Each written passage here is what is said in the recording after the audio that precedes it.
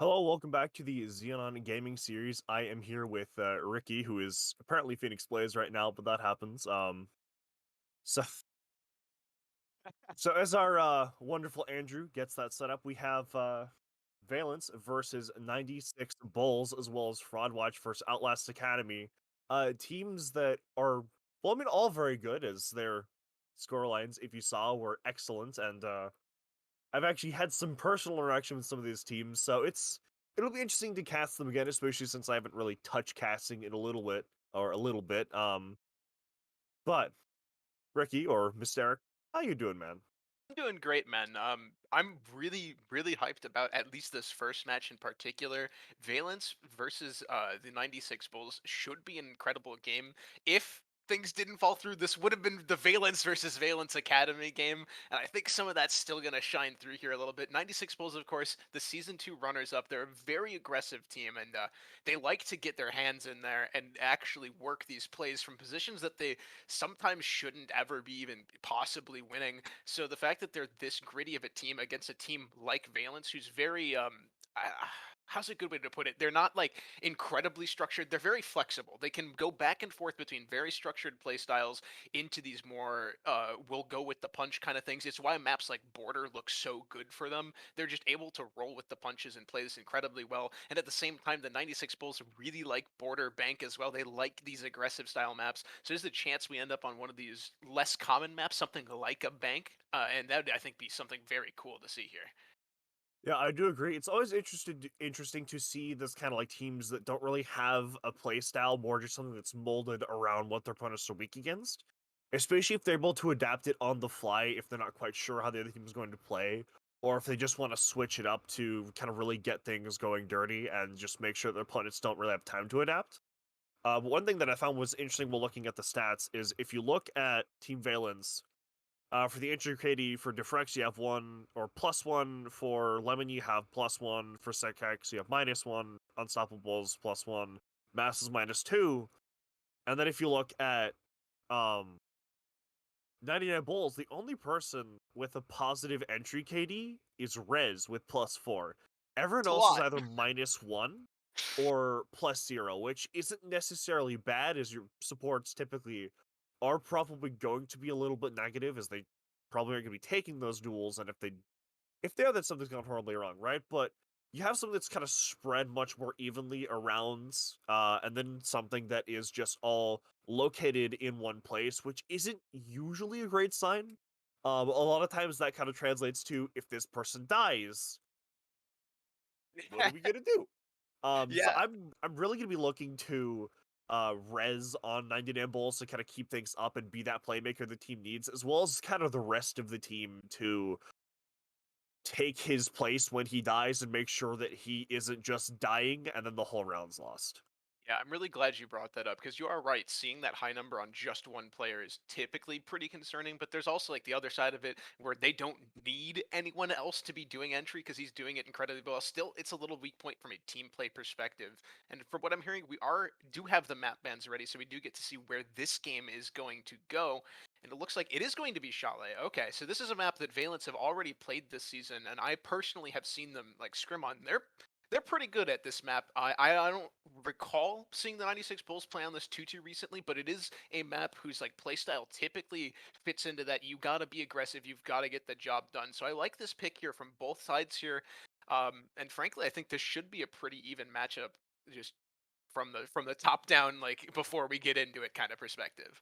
Yeah, I am absolutely inclined to agree with this. This is one of, as a player, my personal favorite maps, specifically because of the basement, as there's just so much you can do with it, even if you aren't playing directly down there. If you're just roaming there, you're just kind of like a gnat that isn't really something that's efficient to take care of, but you're really annoying and potentially dangerous anyways, as you could come up from one of three separate staircases. So if one of these teams can kind of master the basement, that will be really, really helpful for them. Maybe you stick a player like Rez down there to kind of be the playmaker if you're 96 Bulls. But before we go off on too many tangents, I believe we do kind of have things set up so we can get right into the map here pretty soon.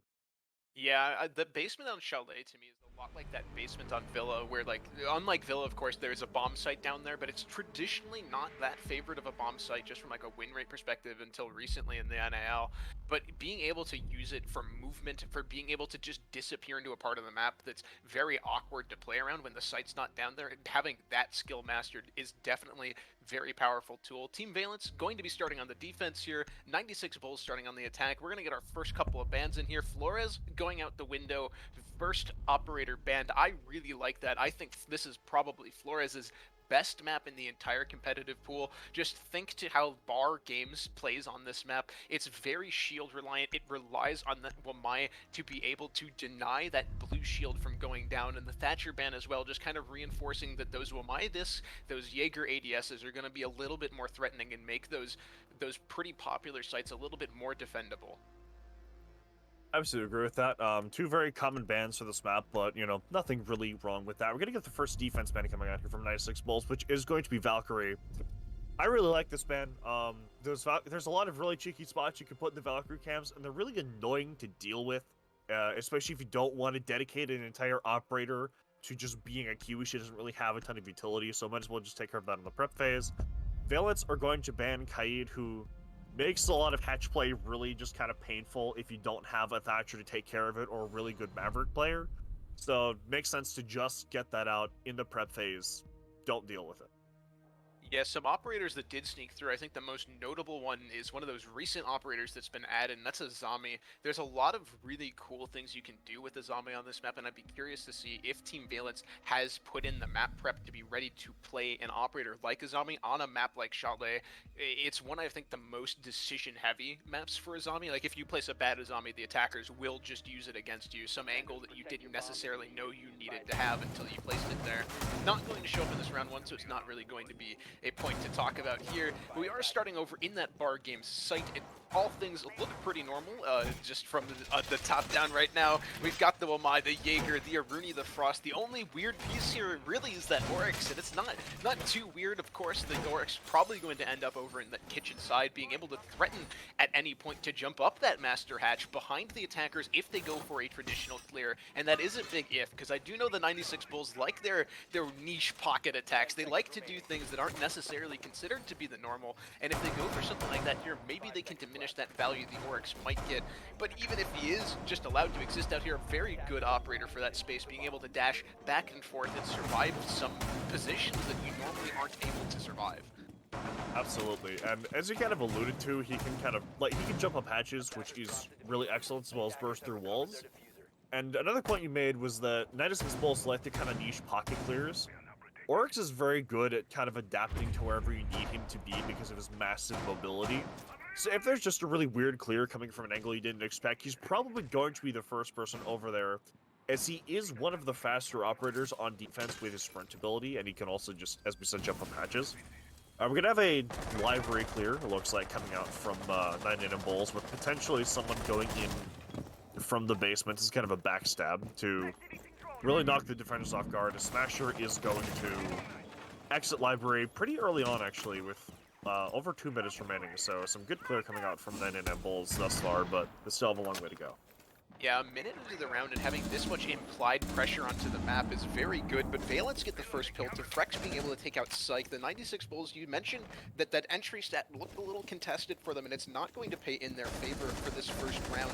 They do get one back, though, as Cruz does take out Psychic, so they do even out the man count here, but utility lost as well. That's 2 grenades at Gone 6, and all those Finka charges just gone right off the rip there, and now Zophia's gone as well, so both of the LMG bros gone, since Capitao, well, he opted not to bring the LMG this round, so the library direct take not panning out for them quite so well so far, but is that AKT?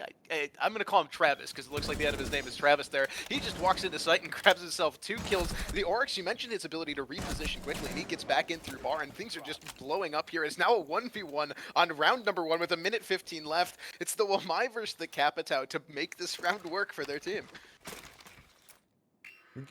So 1v1 here, Defrex versus Datway. That was going to opt out to drone the site, as he has a minute left. He has a lot of time to work with. Got a reposition from Defrex here inside of the bar stock.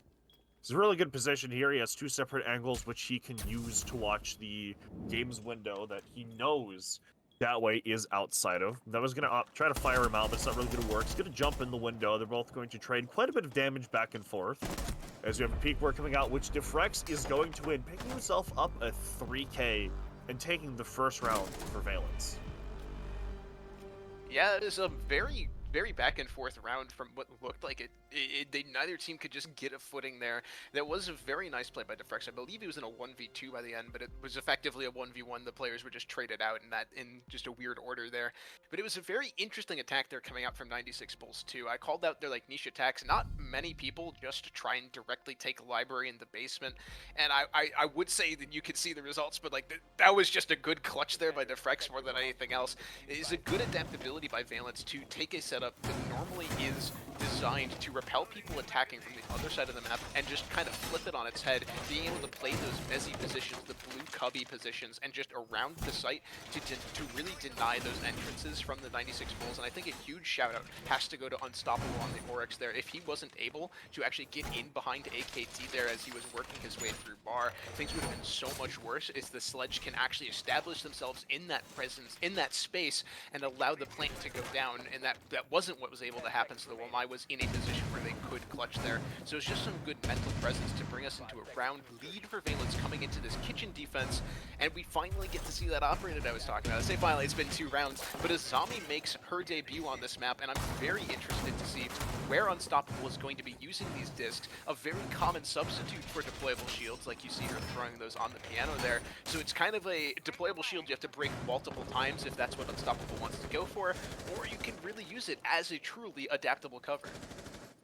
Yeah, Azami is one of those operators that, she was a great addition to the game. Maybe a bit overtuned, but what operator isn't to some degree.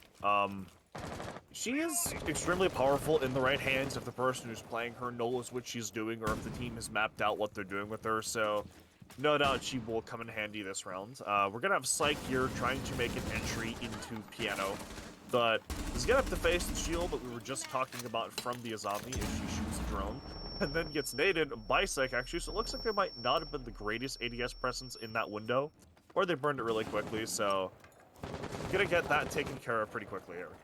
Yeah, I think from the top-down perspective, there wasn't any ADSs. Them being further back, as you see along this line there, just kind of on the more split vertical, as saying like this side's ours, the other side's yours. But the Azami stepped a little bit too far forward there, out of friendly territory, and now it's a lot of this upstairs presence is really just left onto sidekicks from Valence to make this upstairs work, and you see him giving it up as well. So half the round gone, and upstairs presence established is a really good look here for the 96 Bulls. They're typically a really good attacking team, and they're on pace to keep that going here.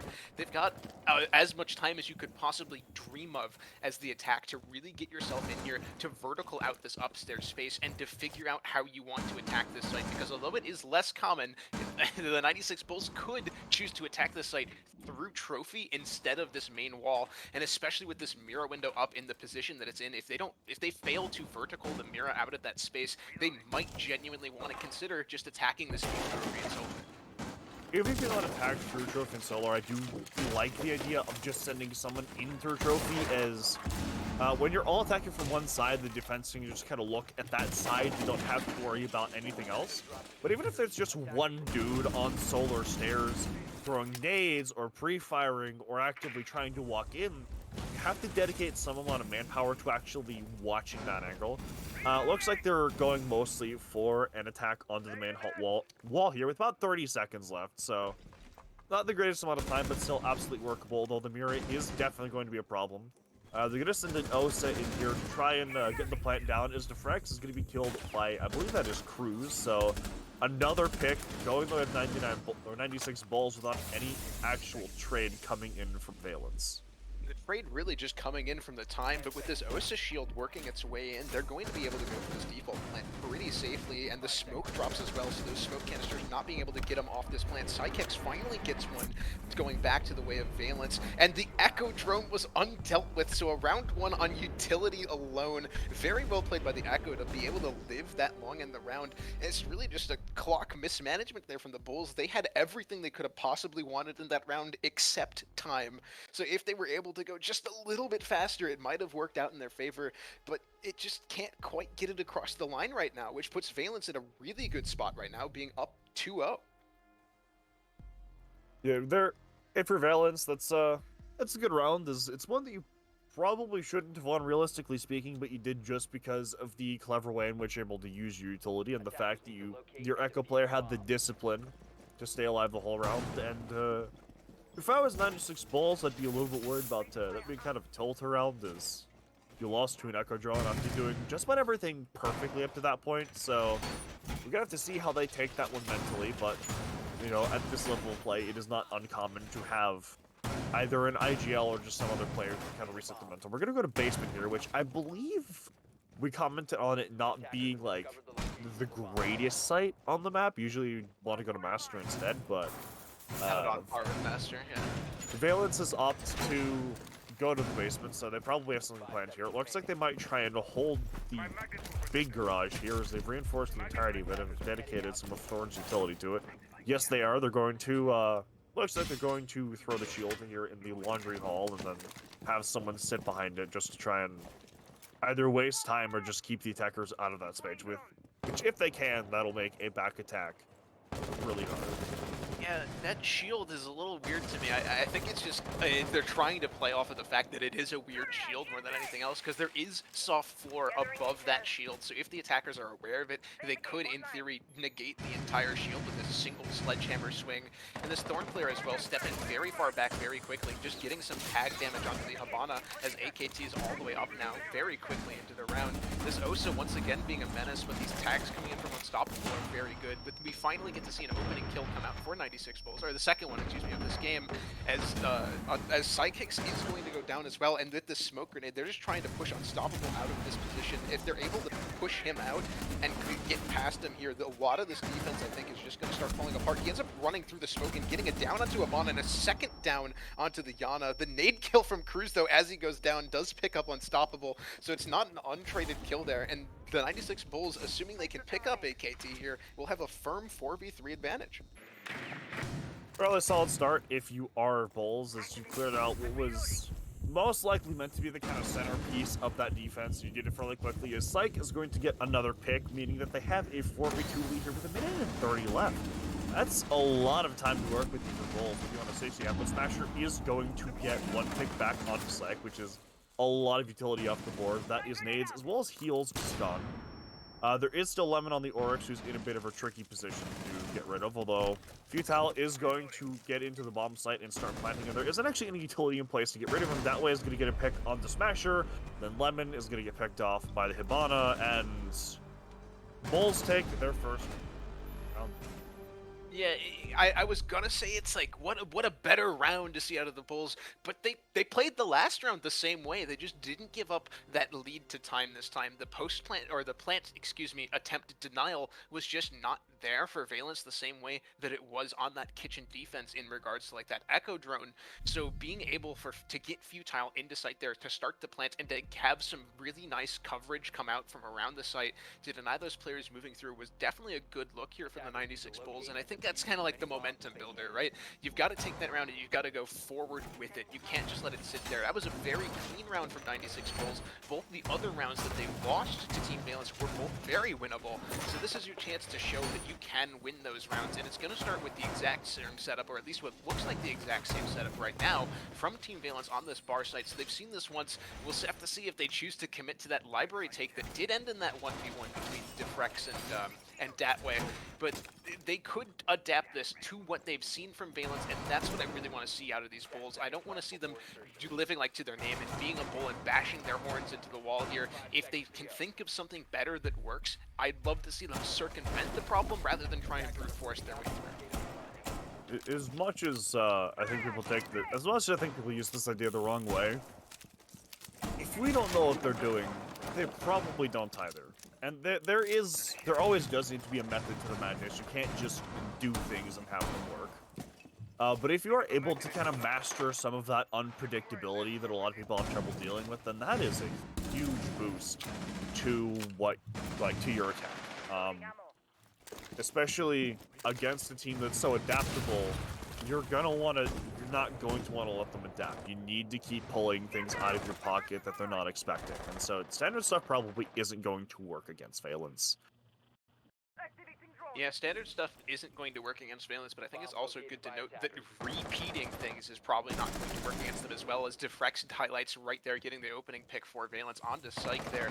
Once again, Psych dying out in this basement, but they have this understanding. They see the signs. They see these camps still up, and Valence is a smart enough team to know where the attack is coming from. It goes a little bit better for them in the upstairs department this time, as Cruz is able to get one for his trouble instead of none like the previous round, but there's still another player from Valence up here he's got to deal with before he really has this space. So all of this time wasted for a 1v1 trade effectively, and he's going to jump out of the window as well because he has to reload the LMG. So that library space is now, it's been cleared, but there's no one in there holding it, so there's the option and opportunity now for Team Valence to go and retake that if they want.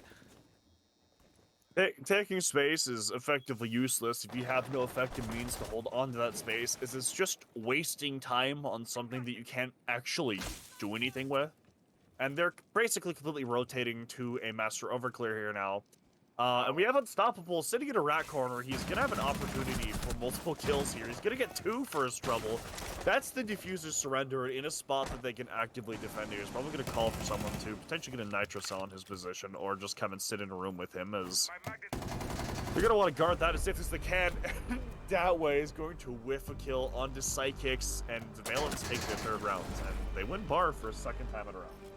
Yeah, they went bar, and this time it was even more convincing, but I don't know how much that's on Valence, but like 96 Bulls just looked a little lost there. They were trying to go for that basement clear, they encountered some problems with it, and then they got library control, but they jumped out, and then they ran to go do a normal clear, but Unstoppable kind of read into that, and was in a nice tucked corner there.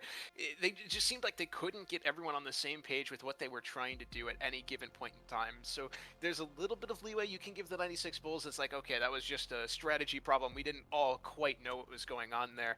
But you've got to be able to clean those things up, especially when you're going on against the current #1 in your group, which is Valence. They are the top of their group as of right now.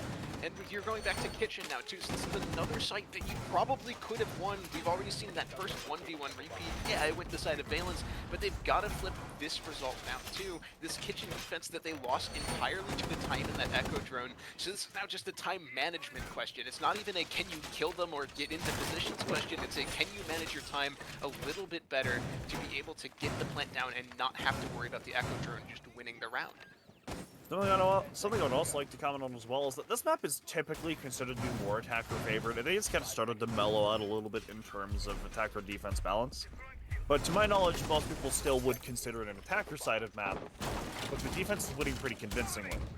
And so if they can take that level, so if Valence can take this level of play that they've established on the defense and then translate it to attack, it's going to be kind of awful if you have too big of a deficit, right? Because like 4-2, 3-3, you can come back from that. 5-1, on the other hand, you essentially have to play perfectly for 5 rounds just to guarantee overtime, in 6 rounds in a row, if you want to win in regulation. So Bulls are going to look to avoid that here, but they've been, at least in my opinion, sending pretty mixed signals. Yeah, I love the sense of urgency you're bringing too, because we are at a break point for them. As you said, if they lose this, they're in a very not great spot, at least like from the mental game and from the physical game too, as that side switch comes in. But we are a minute into this upstairs attack, and they've pulled out a much slower pace this time too, which is the exact opposite of what I said they needed. They had to go a little bit faster, and now they're hitting the brakes a little bit more. And I think a lot of that is due to the fact that there's no Azami playing piano to be naded out early, so these upstairs players are alive for significantly longer, and there's more of them. Previously, they only had 2 up here. Now they have 3, and these players are really just stalling out. They've got to make this utility work for them if they want to get the foot in this upstairs part of the building. And Futile's running back and forth. He knows he has a lot of things to hard breach, but I think it's also important to know they've only brought 1 hard breacher, pressed the hard breaching charge, so they've got to be very careful with what they're opening so that they can actually open the wall they need to execute through. The scary thing, if you're a Bulls fan, is that we talked about Valence's adaptability in the kind of pre-show segment. They've shown that so much in this game, right? The first round they defended this, instant free pick onto the Azami playing in piano with a nade. No one's in piano now. They know how this is going to be attacked, so they're defending accordingly. There's going to be an opening pick for... Oh, no. Oh, no. However, that's going to be double refragged, so... You end up losing in that situation. He's got 3 on the round right now. Sidekicks is looking good from this position. He's challenging outside the windows, getting tags. I believe that's that way as Sykes all the way upstairs. But if you look at the clock as well, it's just been steadily burning away from them. They're down to 40 seconds and 2 players on very low HP. When they're this low, the UMP is not that bad of a gun when you can start aiming for bodies instead of heads as well. And look at the health difference too. Plus 1 smoke canister still left. They've got to make a push quickly, and they've got to make it succeed on the first try and against these Echo drones too. So if they've got to find Smasher and Lemon, but the smoke canisters are out, so the pressure's a little bit off on that front. But they've got to be able to find Smasher and get the plant down. And when you're dropping into crossfires, that's not the way to do it. It's now all on Datway, and Smasher's around the corner. Valence win a very solid 4th round for themselves, and they are on that 5-1 point that you were talking about now. We are going to the one site that the Bulls did manage to win on attack. But if Valence are able to clean up their game a little bit more or try something different here, like potentially going upstairs, there's a chance, a very real chance we see a 5-1. If they adapt anything like they have been, I do think I don't know if you can hear my dog on the stream, but he's angry.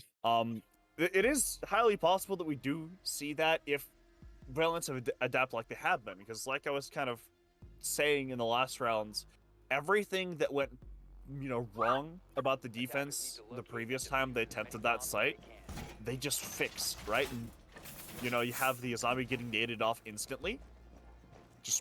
don't put her in there. You have too few people out there, so they have to give it up as soon as the opening pick goes out. Put more people up there, right? Like, they've been adapting to what Bulls have been doing every round. Like, whenever they repeat a site, they know what Bulls are going to do, and so they prepare for it, but Bulls haven't adapted at all. They've done the same thing each round, and it's worked once so far.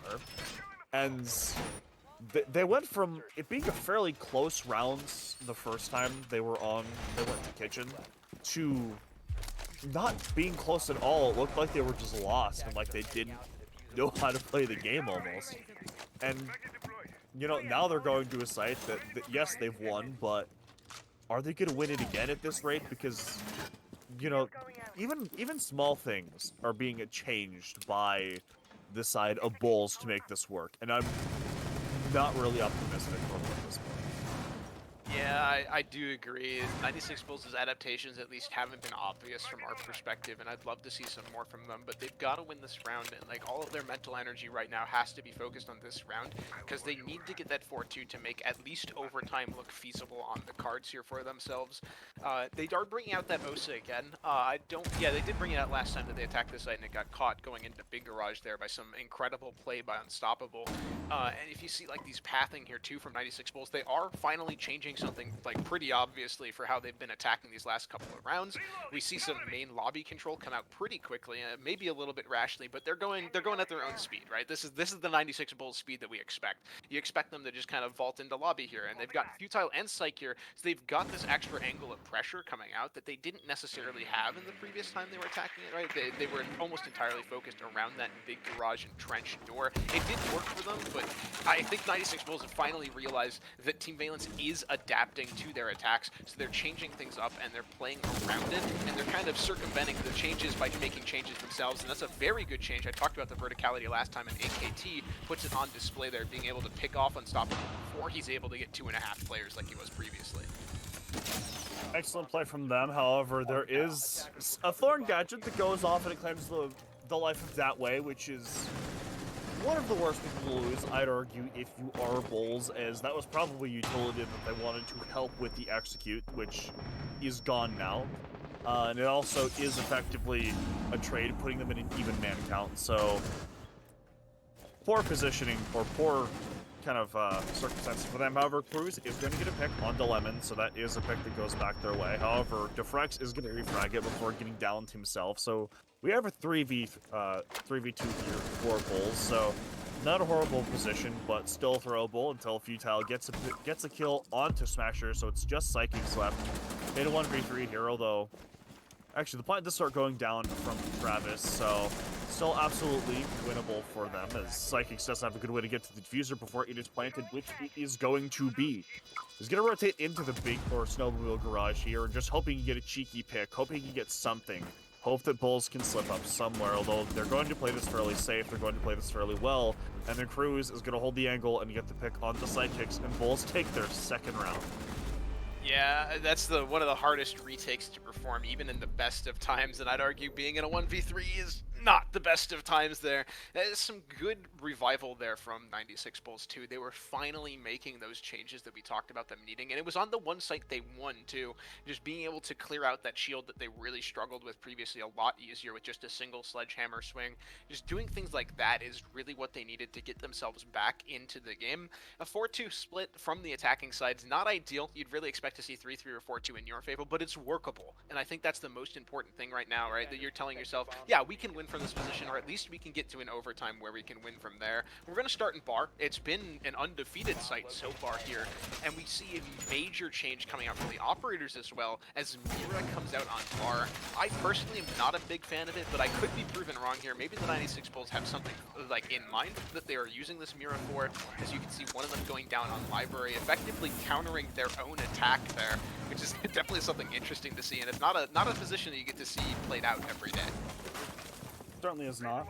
I'm looking forward to seeing if that does come into play. Seeing what Valence has done so far, I'd anticipate them to take more from Master side, as that's a little bit more standard, and it completely circumvents that Mira, as someone looking at Library really can't defend Master. So we'll have to see how that goes. but I don't think it's going to come into play if Valence know what they're doing. Yeah, there's another mirror window too, just on stock wall. It feels like they're using mirrors like I call it like the Oregon paradox, where you've already set up the basement as if you're playing mirrors. So what value do you really get by putting a mirror on the thing you were already playing? Like there's a mirror window there. Yeah. 30 seconds into the round. Oh yeah. Oh, go ahead. Go ahead. Yeah, I totally agree there. Mira is a very good operator if you know how to set her up, but not everyone does, as she's usually banned so often that people just don't play with her. And as I predicted, Unstoppable or Valence are going to attack from Master side, so that Mira window is effectively useless now, as it's not going to really stop any of the push. It does look like we're going to have Unstoppable potentially rotate it, because they're going to rotate onto the roof and try to peek the player that is in mezzanine and see if we can get a pick on him. And some damage is going to be sent his way, but not enough to deal any substantial amount of damage. Certainly nothing that he can't heal, so a little bit of good stuff happening for Bulls, but their utility is not, just because of the attack that's being played on, not being used that well. Yeah, the attack will regain. It's like the classic Chalet simulator right now. It's can you clear blue shield, and it's a question Valence is trying to answer right now. They've opened up that master wall to throw this utility down from range, from a safer position than trying to open that hut window or the piano double. You try and throw it from as far back as possible, so this Mezzi player can't actually contest you on it. Because the further up you are, the more likely it is that this Jaeger of Psych is able to get a peek onto you when you probably don't necessarily even expect it there. There's also another player upstairs that we haven't really talked about too much, and that's Cruz, who's all the way in that library corner, just kind of playing tucked in, either trying to hide himself there or be in a position to reinforce one of these players as these players from Valence start coming up. Cruz is able to get that opening pick for them from that very long angle, shooting all the way through to piano double. He's now taking a gunfight with the Finka as well, losing almost all of his HP there, but he is able to stay alive, and these grenades from Valence haven't been able to find their mark, not even just the one bouncing off the window there, the blue shield not really being able to be cleared out, as well as Unstoppable jumps in. He's able to trade himself one for one, as Psych, who was previously tagged up very low, is able to get himself one as well. So it's 30 seconds left, and a 3v3 now as Defrex finds at AKT, excuse me, on site. Yeah, 20 seconds left, and Defrex is in the middle of the site. He is trying to get this play out of stock, but it's not really going his way. Psychics is going to get a pick onto that way, putting a 3v2 the way of Valence. The Fuse is going to have to go down soon, but a flurry of kills come out, leaving a 1v1 between Psychics and Feudal, as Feudal is gunned down by Psychics, making his attempt at winning this round futile. We're going to throw some wordplay in there, but solid round from Valence, but not untouchable. Yeah, definitely not unstoppable, I think is the word you were looking for, if you're looking for another dad pun there. Now we're getting it. Yeah, I got you. I'm on the same mental wavelength now. But that was still a very close round, right? These first bar defenses seem to be going that way, both ending in a 1v1, and both 1v1s ending in Valence's favor. The site repeat as well that you see the 96 Bulls going for, I don't know if I buy it. Unless they're like changing their setup here. If you can see already, they're not hovering the Mira, which I think is a good pick, unless that fifth player comes back in the lobby and picks Mira. The Mira windows didn't really give you any value there. The attack came from the other side. It's a very standard attack, so bring standard things into it. This is a map you're comfortable on playing. You get to ban 4 maps. It's one of your top 5 maps. They both agreed to come here as part of their top 5 maps. You should be comfortable playing this map the normal way, and Team Valence has already showed you that they're comfortable just attacking it normally. Kind of lean into that.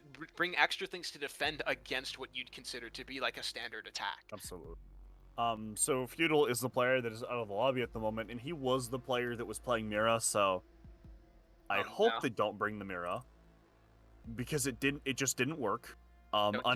In no way did either of those mirrors work. That was wasted. Oh. He's gonna pick it again. Oh no! Please stop. Don't. Oh, okay, never mind. We're being baited, man. My old man heart cannot take this.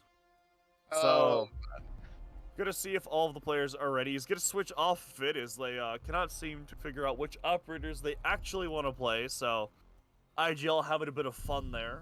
We're gonna see an Alibi this time, who is a much more aggressive operator. She also brings a shield, bringing their grand total of shields up to 2. So pretty standard for this. Probably gonna stack one on the top of blue stairs and one in mezzanine. Play behind each one. Use Wamai and Jaeger. You've played Chalet. Yeah. I'm hoping that they. Cruz is on the alibi, and he's so far the only player on Bulls that has like a really good KD. So I'm hoping he's gonna kind of do some stuff with them to, make that pick worthwhile. Be like the playmaker that the team so clearly needs. But I cannot guarantee anything. Yeah. I have no foresight. Yeah, I think I really like this alibi pick, right? You talked about the shield. It gives them a second shield that they didn't have previously. They only had the mirror window. I think that second shield's really good against the normal attack, but I think you really hit what would be like the nail on the head here, where it means that Cruz can kind of just do what he wants. He has no active utility he's got to play around.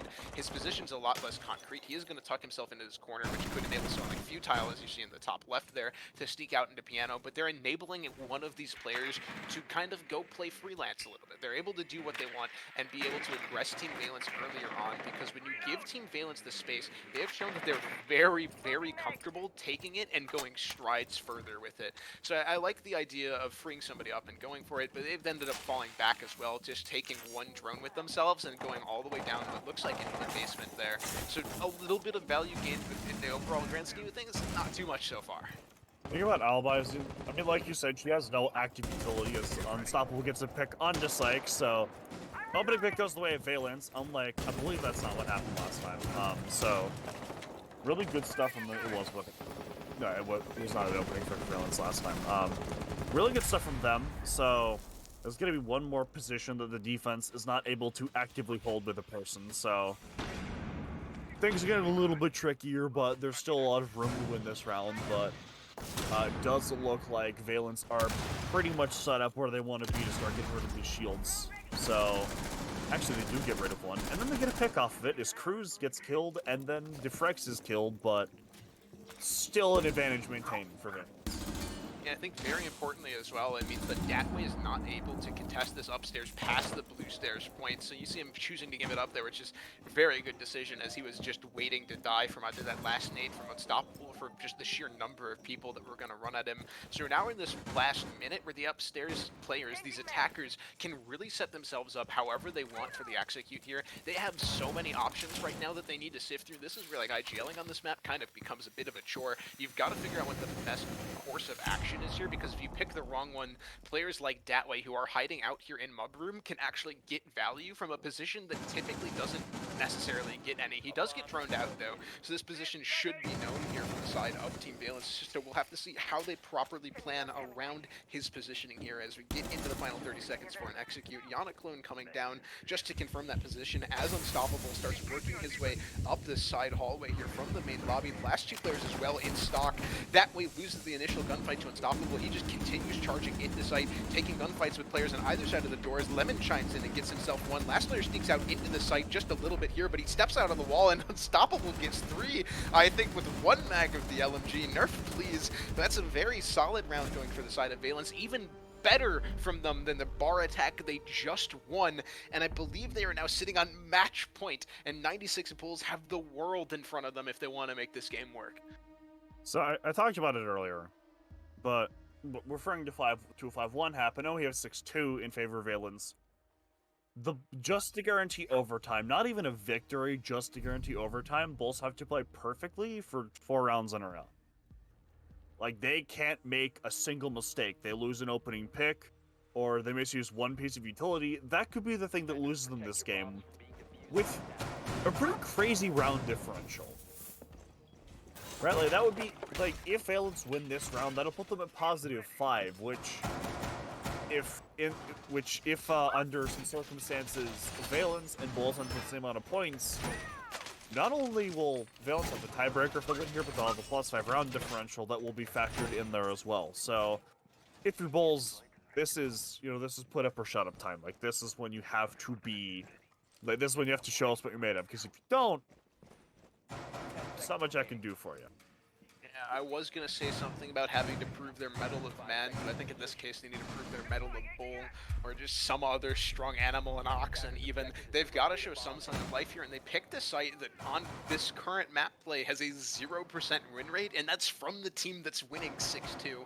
So 96 Bulls have to have something going their way here if they're going to make this site work, Ooh, it's a and they've done glass. something different here as well with the Goyo and the Oryx roaming mid floor. And I'm so glad you brought up the Glaz here as well, because Team Valence is setting up for what when this map initially came out of the rework, it's the TSM take. You open Snowmobile, you put one person on blue stairs, and the defenders have literally nowhere to play. And I love the Glaz behind it as well, because with those 6 smoke canisters that they brought with it, he's just going to be able to deny so many long angles.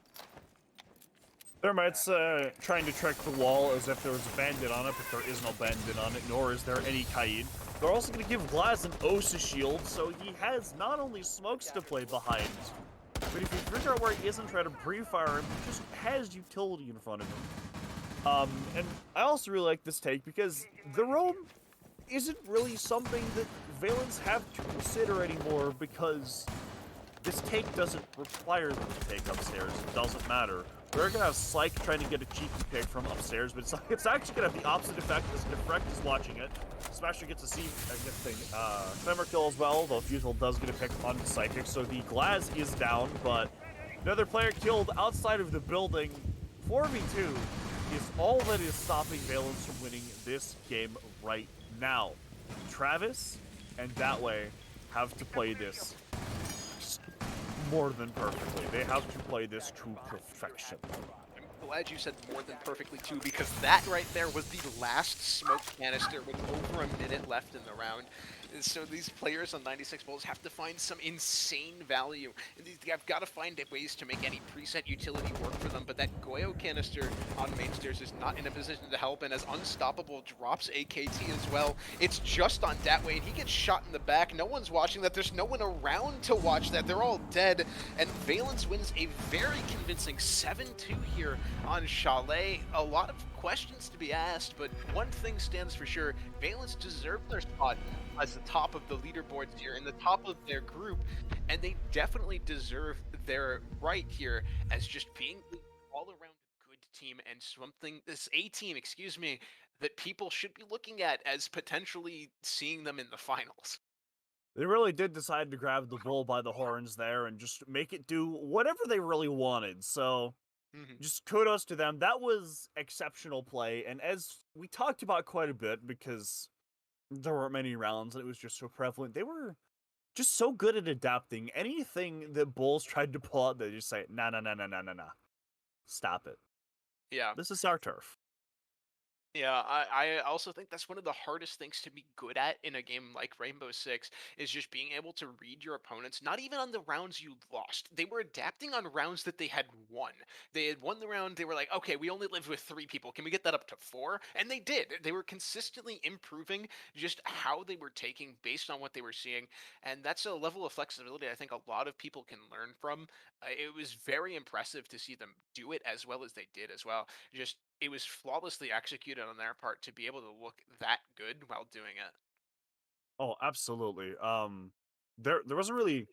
I mean, like you said, like a lot of teams they'll win and they'll kind of think, okay, we're gonna play like that again because that strategy works. But like, okay, we lost, this part of the map really quickly because this, and this. So we're gonna do that, that, and that, and then we're not gonna lose that part of the map. Even when that like doesn't work really well, Psychic's like, I got this, guys. Just sit back. And that was kind of another thing that's really potent was there wasn't just one playmaker on Valence. Everyone was stepping up and making plays when they needed to. On the first round, Defrex got a 3K, including winning a 1v1 to secure the first round. There was a round where Unstoppable just walked into sight and killed 3 people. Um, and then a little bit earlier in the game, as I just said, Psychics got a 3K off of what should have been a fairly convincing opening pick for Bulls. And then Defrex also had some really great positioning in that final round to just kill whoever was in a tricky spot for Valence. And just, I cannot overstate the importance of having multiple playmakers. Just, it makes a team so difficult to deal with. Yeah, relying on one person to do the job really struggles when that one person has any amount of issues. It was definitely, I kind of want to wrap this up here. It was a very good map. It was 7-2 to the side of Valence, but we're not done yet for today. We have one more map coming up for you guys. That is Outlast Academy versus Fraud Watch. I think that has the potential to be a very good game going forward here. So don't go too far. We're going to be back in about 5 to 10 minutes here, bringing you that game.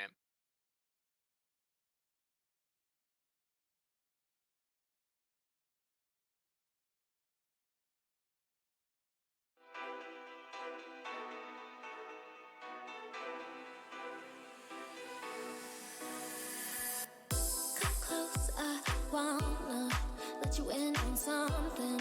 A feeling I've been loving. Gotta show you I've been thinking about you day and night. You're always on my mind. Since day one, swear I baby knew you were the one. Thinking maybe I could give a life guide to you. Wanna prove it. Got so much love, please don't lose it. So let me give you it all. We can take it slow.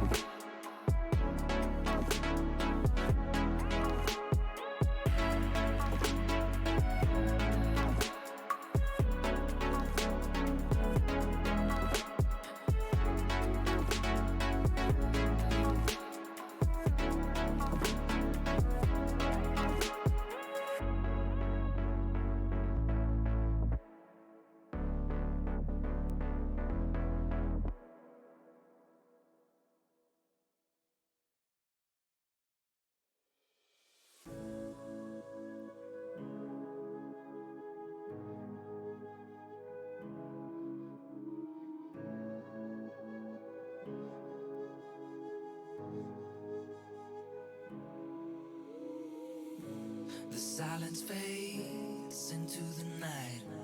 Coyotes sing at the moonlight. These open highways are calling our name, and now it's time for us to escape. Feel the wind touch our face. Let's take a spin to a foreign place. These open highways are calling our name, and now it's time for us to escape. Escape to a world we don't know. Escape into the great unknown. Escape to a world we don't know. Escape into the great unknown. Escape, let's escape. Let's escape. Let's escape.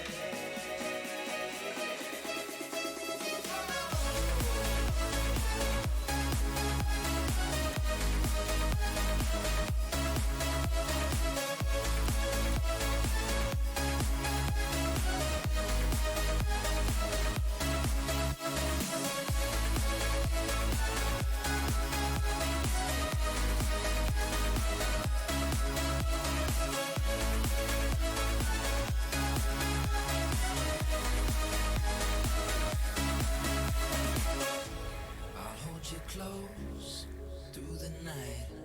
I won't let go until the sunrise. These open highways are calling our name, and now it's time for us to escape. Wave goodbye to your city life, and say hello to the desert sky. These open highways are calling our name, and now it's time for us to escape. Escape to a world we don't know. Escape into the great unknown. Escape to a world we don't know. Escape into the great unknown. Escape, let's escape. Let's escape. Let's escape.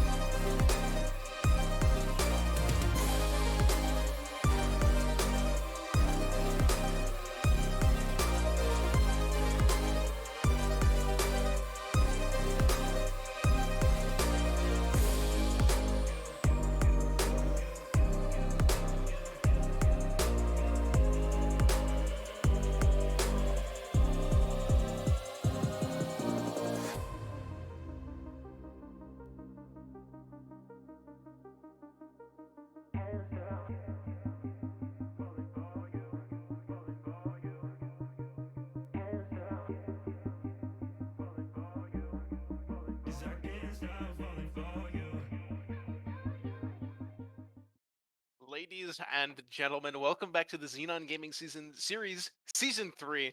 My name is Mystrierik. I'm once again joined with Alio. We're here for our second match of the night, and our final match of tonight, unfortunately. And it's going to be Outlast Academy versus Fraud Watch. Two teams that are pretty close together right now in terms of the standing. One being in the middle of the pack. I believe they are fourth. Let me confirm that really quick. Yeah, Outlast Academy is currently fourth, and Fraud Watch, unfortunately, have no points to their name right now and are sitting in that sixth place spot. Alio, I know you've got some stats for me. Tell me about this game. I do. So I was taking a look at the cost of each team. If you look at Fraud Watch, Lopez has a cost of 50%. Oloid has a cost of 71%.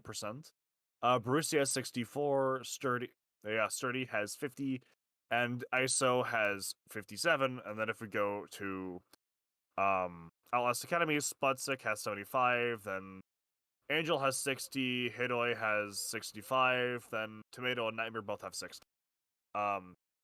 And the reason I want to bring that up is that the average cost is kind of leaning more in favor of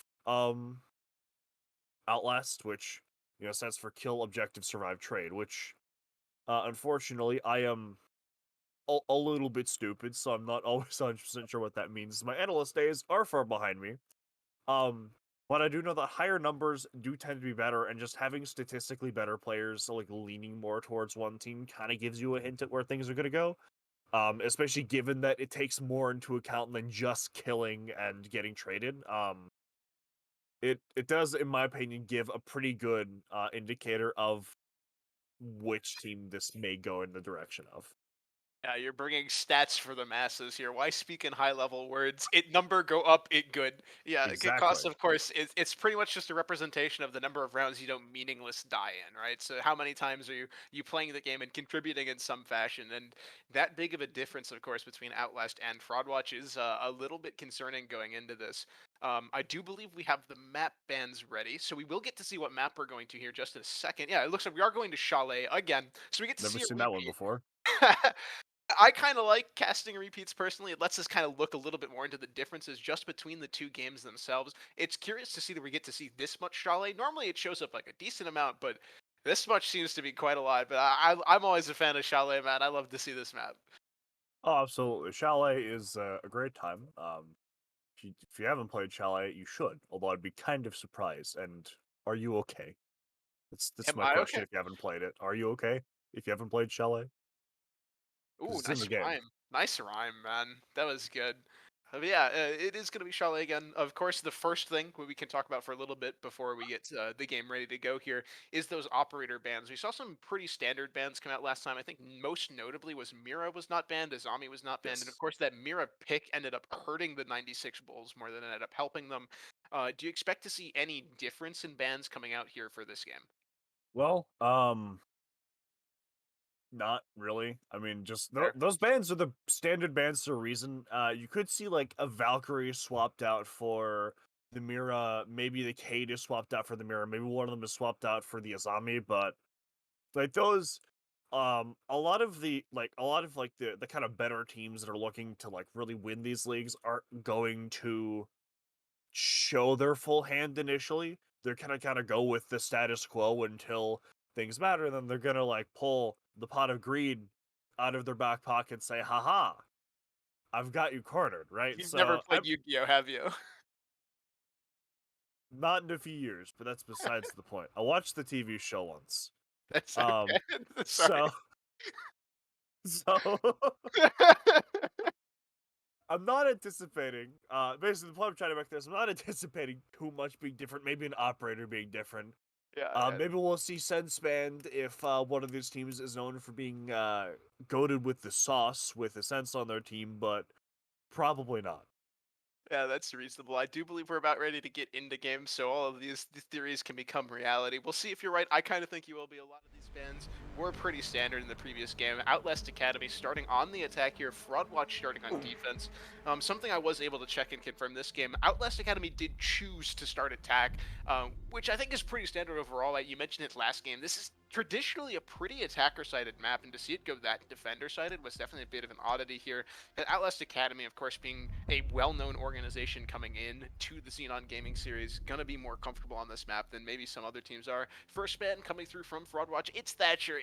Nothing too surprising there. It's a very common operator we see banned pretty frequently, I think for very good reason. It's definitely a very good operator for shutting down a lot of these holes, as well as the Flores bans. We touched on that a lot, I believe, in the previous game as well. Just being able to blow up these shields, the zombie barricades, and just threaten people out of their positions from a very safe distance is a good thing to get rid of. And we do see the Mira ban come out, so there's not going to be any debating Mira plays this time around, which I think is definitely going to be a lot better for our sanity here on the casting desk than that previous game was for it. Last ban's going to come out here in just a moment, and it is the Valkyrie. So Kaid's going to be left in this time, but Valkyrie has been removed once again. So the only ban change coming out that was different from the previous round, Mira over the Kaid. Not too much changing there. No, not really. Kaid is going to leave some opportunity to play hatches a little bit more effectively, although I don't really like super see him being used as well. There's not like a ton of value you can bring if the other team knows what they're doing or if they don't attack that side of the map, so might say we might not, and as I'm saying that, Asaski elects to bring the Kaid, so I might be a little bit wrong here, but that's okay. It happens. Yeah, I think the Kaid makes sense in this context too. We do get to see the site that wasn't played at all in the previous game, which is already off to a really cool start. It is going to be upstairs, and the Kaid's just kind of a must pick here. If you're not picking Kaid, you've got to pick Mute or Bandit or something, because you have to deny the main entrances into site from Solarium and from this mezzanine area, that canine space.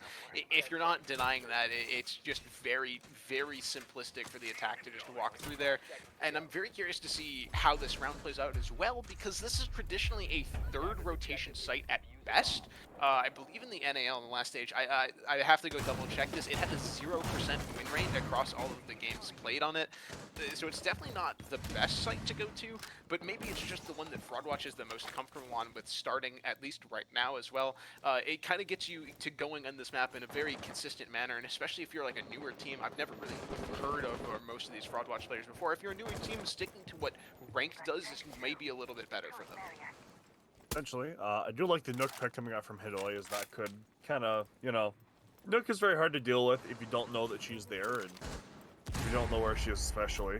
I do think there is something to be said, though, just going back to the point about this being more of a tertiary site at best, is I do think there's some benefit to going to the tertiary site first if you think it'll throw your opponents off. We're going to see two super quick picks come out from Outlast, with both Spudstick and Nightmare getting themselves on the board and getting really, really quick back control. That is Fast, yeah. Yeah. They're all the way up here threatening site already, and we're only a minute into the round. And I do kind of agree, coming to these tertiary sites first can throw your opponents off a little bit. I'd argue it's that value's been diminished a little bit more since the introduction of attacker repick, just being able to restructure your ops. You're no longer going to get like a, oh shoot, we don't have this one operator that's really good on the site, but it's still good nonetheless, just from a mental standpoint. You come into the game expecting certain things, and if you subvert expectations quickly, it can give you a little bit of an advantage.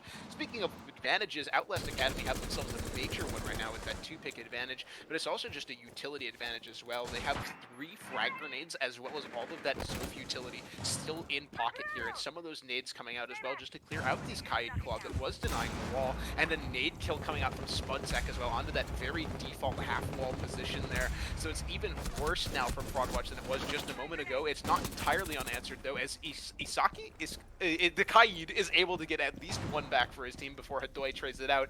With 50 seconds left and a prone angle from Tomato, it's a very confident and very decisive round 1 victory here for Outlast Academy.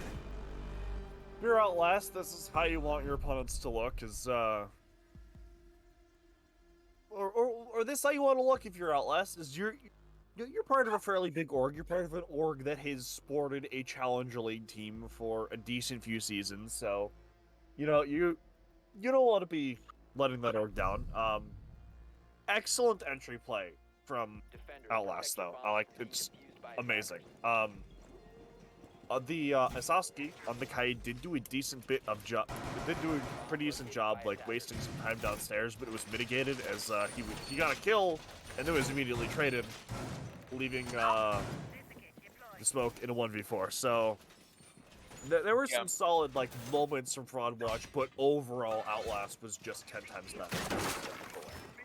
Yeah, despite like how lopsided it seems, Frogwatch was still trying things, which I think is the most important thing you can do from a behind position. You can't just sit back and like rest on the advantage you have if you don't have an advantage. So just being able to try things, I think, is a very good state to have.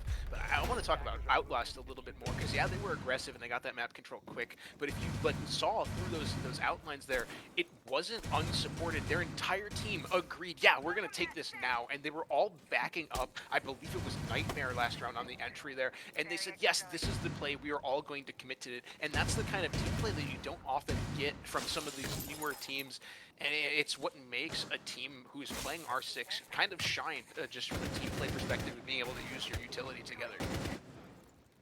Then we are going to see a fairly heavy library hold, as well as a fairly heavy library attack coming out here, so almost an unstoppable object meets a movable, or unstoppable force meets a movable object kind of thing going on here. We're gonna see people we're gonna see Outlast really want to declare out this library as fast as they possibly can, but the Azami is going to be doing them no favors with trying to get that done, but it doesn't look like she is super supportive anymore, as the player that was inside of the library box is gone.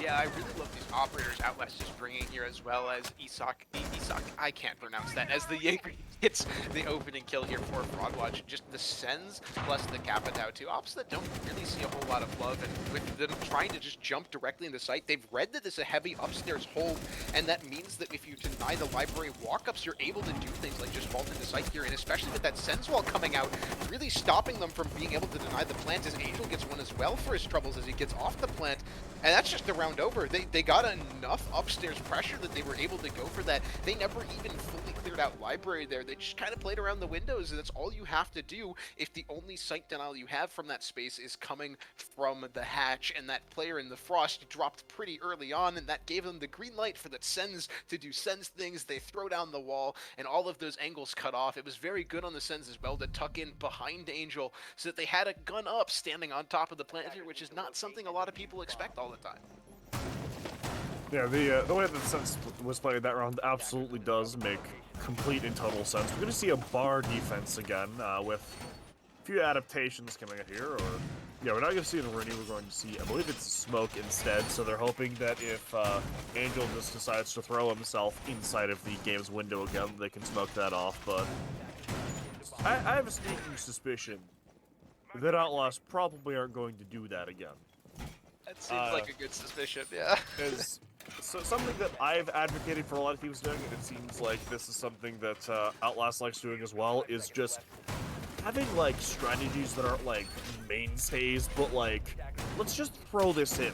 Like just one round, let's throw in this rush that is highly practiced and highly engineered just to get a free round, then you never see it again.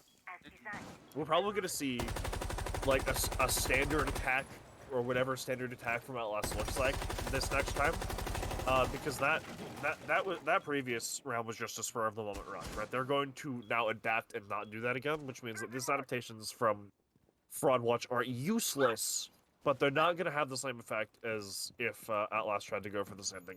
I also think it shows just how comfortable Outlast is with a map like this. To have multiple ways to attack a site is not an easy thing to coordinate, and it requires a lot of practice and team communication and coordination to make it work.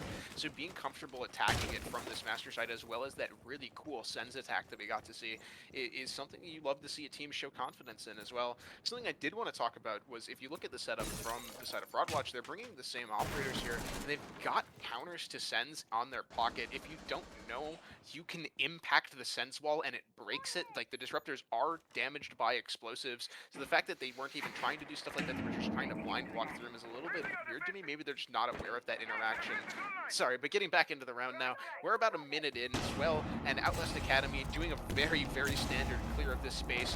You open up the wall, you throw your flashes, and you throw the nades over to clear out that blue shield, and now Alloyd's in this really weird spot where you don't know if you can play on top of the stairs, and in this case he can't. He's not untraded though, as Jose does get one before getting traded out by Angel, so man advantage and spatial advantage established for Outlast here with a minute 20 to go.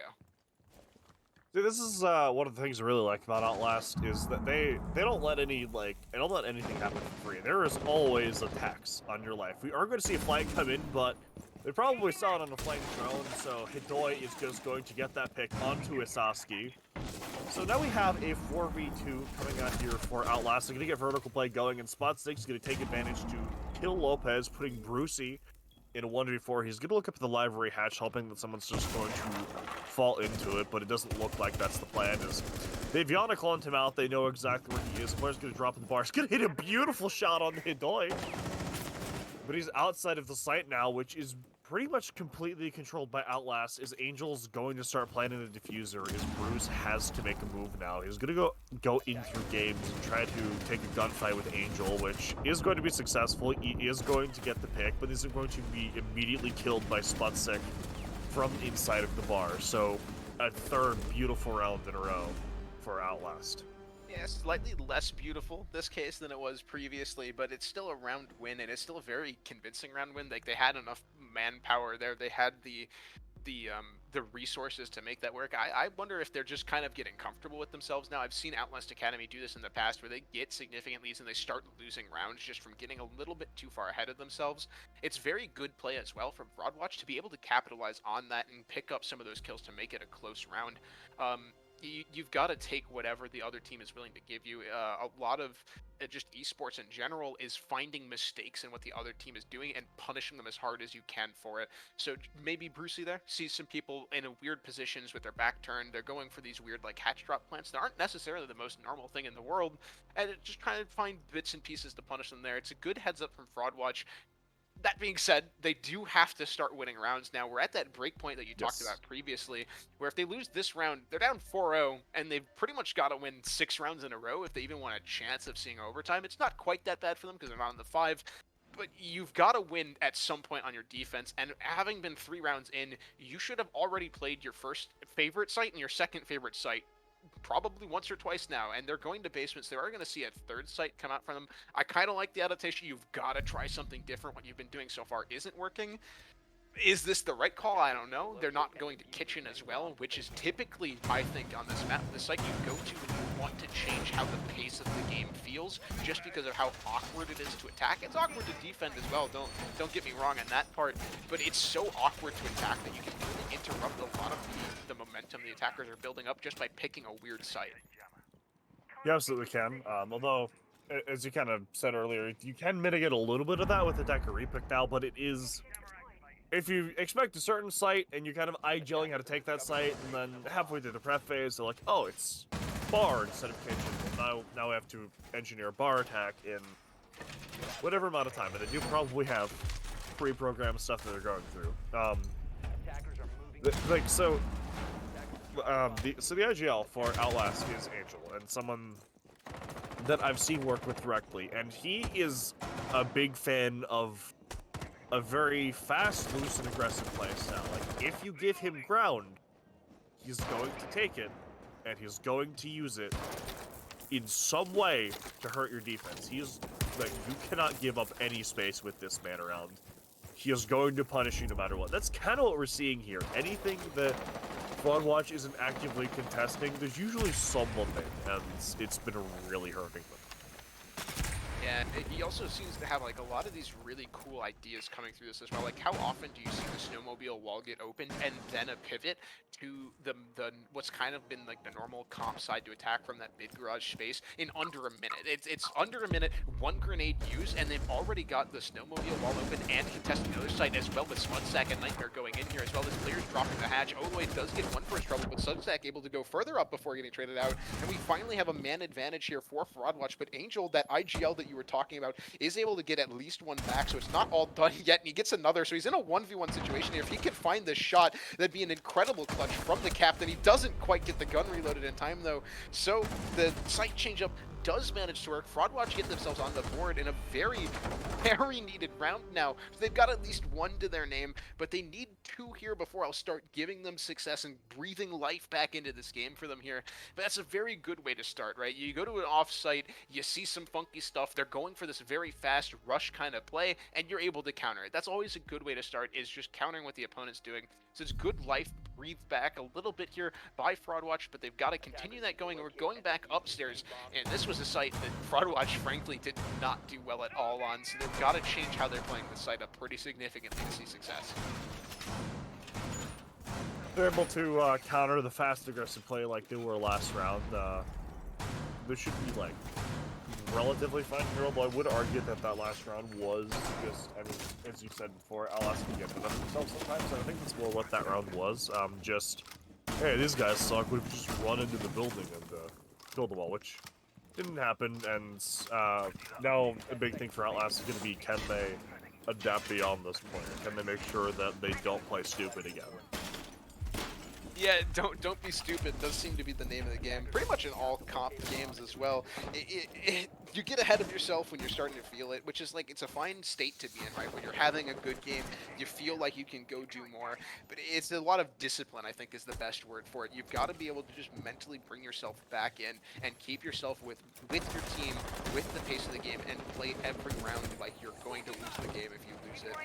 We're 30 seconds now into this round. Outlast going for a very similar attack to what they showed off last time as well. Here, Hadoy as well on Hut. Similarly to last time, going to open up that window to try and contest these players on the main balcony. This is zombie barricade on the window. Doesn't really get any value. There's a sledge standing right outside there. So Jose kind of on his own in this spot. He's now being contested from K9 as well. He's going to have to leave here soon if he wants to actually get out alive, because once Hut window gets open, well, he's not really going to be able to go anywhere. A lot of damage done on Maya as well. These players on the roam not getting too much value, but Kaid on site that's an opening pick finally going the way of Fraudwatch.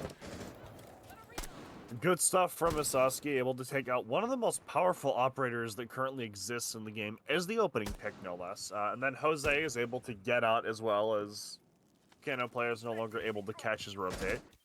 It looks like Brucey is going to want to do some moving stuff using the kind of bar blue stairs area, that is where he's currently situated, but he is going to run off into the dining area, so potentially thinking better of it, just wanting to keep his life up and maintain contact with Jose. The ground has been taken by Outlast. Now, they have a decent bit of time left. This is a much slower attack than what they had last time, but still, they're maintaining pretty decent time. They're maintaining what I would call standard. Yeah, Greenwich mean time here on the clocks of Outlast Academy as they just keep going forward at the run pace. They are a little bit worse for wear on the clock this time around, as they are a man down. With 1 minute left, they've got to start making their bid towards the site here as well. And since that wall hasn't entirely been undenied yet, they've got some work to do here. And you see Smudsack is still trying to sneak down to actually get that grenade off and open up the wall here, but they know Brucey's in that space, and they don't want to just start cooking a nade and have the Jaeger come out and swing them here. So it's slow, yes, but it's thorough, and I think that's a good thoroughness to have here. It kind of feels like Outlast is finally learning their lesson, and they've brought the pace down to something that's not just, hey, we can win all of our gunfights and make this round work in our favor. As we enter these last 30 seconds, the wall is undenied. Now they're going to have to get that open pretty quickly if they want to start seeing success here as well, since Angel falls down from Jose. So the Fraudwatch are starting to bring back the momentum in their own favor. They've got a 5v3 here, which is a very winnable situation, made even more winnable by that jump out from Misaki, being able to drop Angel, that IGL that you were talking about. 15 seconds left, this piano player throwing those smoke canisters as they just start dry walking out through sight. It's not able to work. Fraudwatch very quickly after that timeout, pivoting from 3-0 to only being down 3-2, but they're starting to look good while they're doing it, and I think that's the most important part. They're not just winning rounds by scraping by, they're winning rounds now, and that's a great way to continue forward. They have successfully kept themselves from going down 5-1. If they win this round, they're going to break dead even on this half, which, seeing as they're on the side that's typically considered less favorable, I would argue that that is not quite a victory, but it's close to it. It's encroaching on a victory, especially if they can take that momentum onto their attacking half. I do want to see, though, if Outlast are able to come up with something funky to try and get this attacking half going. Is if they can, they're going to want to take this 4-2. Like, that's just undeniably what you want to do. And if they can do that, and then kind of use, I almost want to call it like passive aggressiveness on defense, where you're playing in a way that makes sense, but you're doing it really aggressively, then, you know, they could, I think that could potentially catch Fraudwatch off guard, but we have to play out this round first. Yeah, this round has to come out here, right? As you mentioned, we can say like, oh, Fraudwatch is starting to look good now, but they've got to win this round if they want to kind of see themselves really back in the game. But they're starting to at least get themselves back in the game on the scoreboard, which is step one, of course. If you're going to win a game of Siege, at some point you have to win the rounds. We are going to that fourth site as well. So Fraudwatch playing all 4 sites are not something a lot of teams are willing to do, but I like to see that they've at least played enough of this match to be comfortable on 4 sites to some degree here. So it's a good change of pace as well. You're coming here for your last round. You've seen what they're going to do on the other techs, and with a team like Outlast, you don't want to really give them the chance to adapt to your setups. So by coming to this 4th site, you kind of make them think a little bit. Nightmare gets traded out 1-for-1 against that Jaeger, so he's able to swing through Canine Door and pick up the Jaeger on half wall. But this Frost positioning, very good for Misaki. He's having a great game today, just being in positions to deny Outlast players on these rather important angles. Been the consistent shining star for the side of Fraudwatch is a lot of these kills that have gotten have been fairly impactful, and as you said, gotten from pretty solid positioning as well. Not a lot of it doesn't look like a lot of the top floor has actually been taken by Outlast thus far. With we're encroaching on that minute 30 point where you do kind of want that to be more under your control, as the site is not upstairs, it is downstairs. They do have the wall open, and it looks like Tomato's going to sit on it and try and prevent some vertical play, but that is not really a foolproof strategy, so we're going to have to see, I'm interested to see how they take this, as they start to get the wall open just now.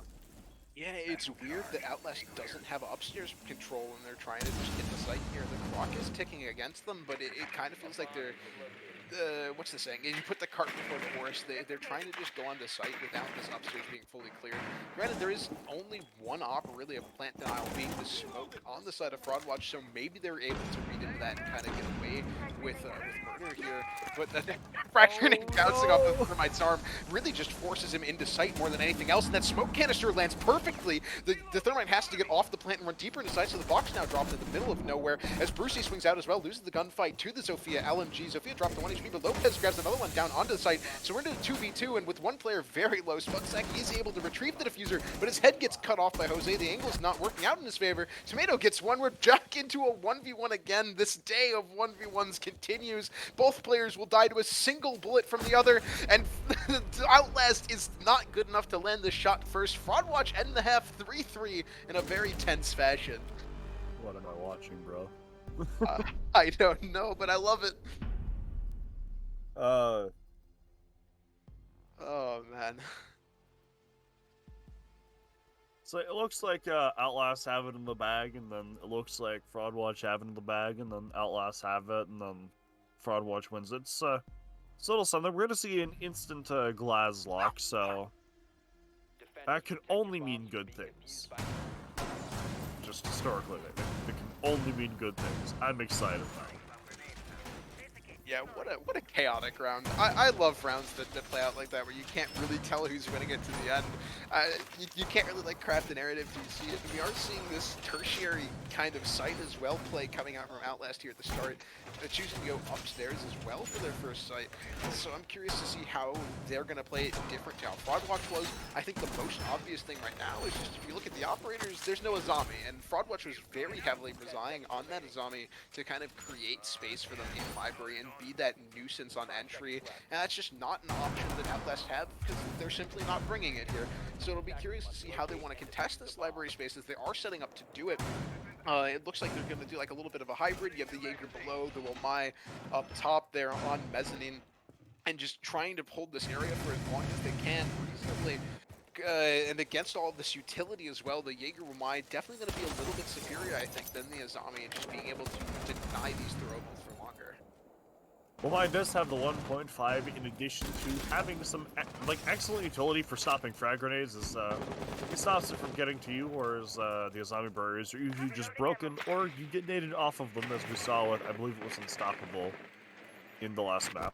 We do see quite a bit of emphasis being put on holding library here, with both Nightmare and Hidoi both being dedicated to this part of the map. Doesn't look like it's actively being taken anymore. Spudstack gets the open kill on the Brucey, and the Nightmare gets one onto Asaski. So really, really great start from Outlast here, just like we saw in the first round, actually.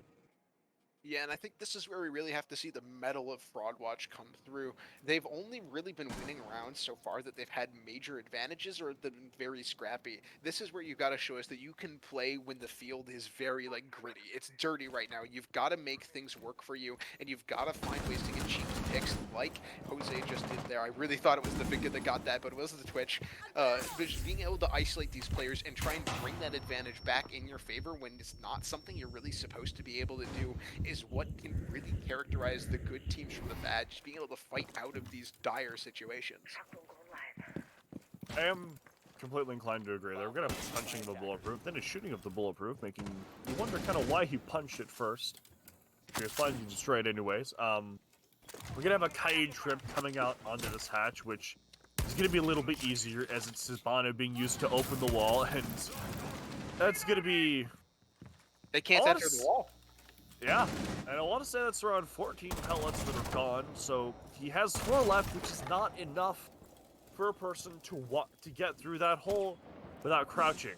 So, really not good. There are only 40 seconds left as well for Fraudwatch to do something with this round, so they're gonna just have to walk in doorways and hope that they can just kill people, which isn't a super consistent strategy, especially with smoke canisters being used.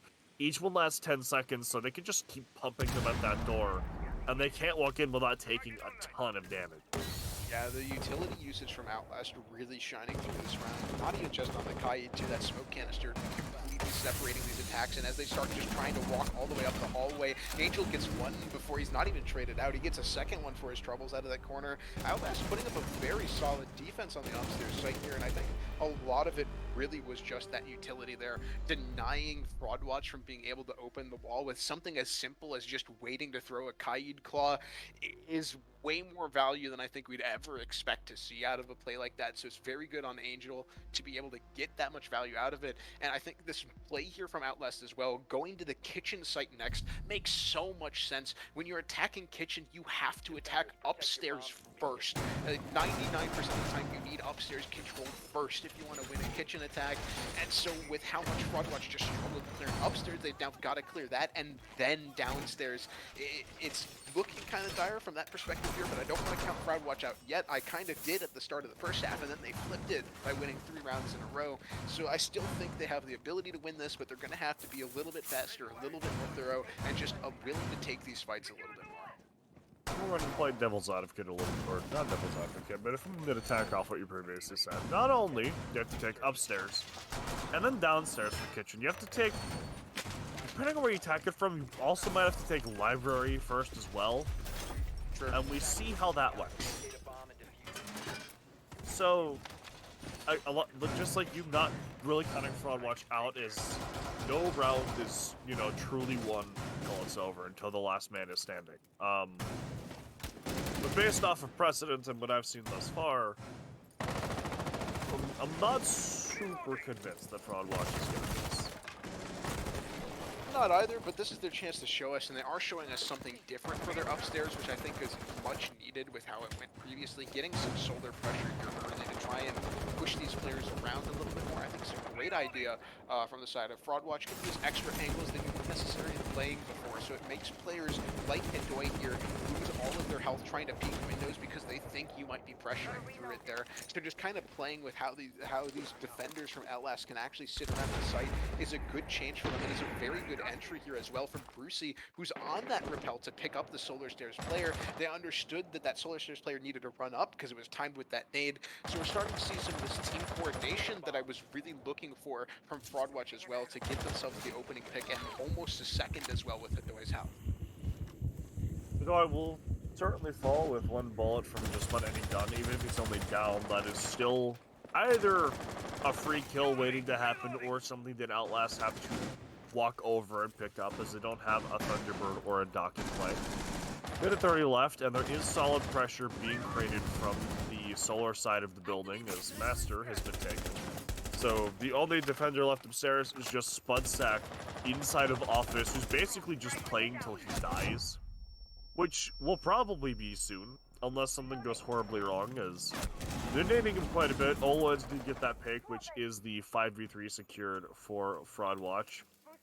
Hidoy is going to be rotating up the main stairs into the fireplace lobby, so... Oh, right now there's a 5v2 on site, which is really easy to win if you just go in and go for trades, but Hidoy is going to hope that he can throw a wrench into things and really try to mess up the attack, because something big happen. It's to happen fast.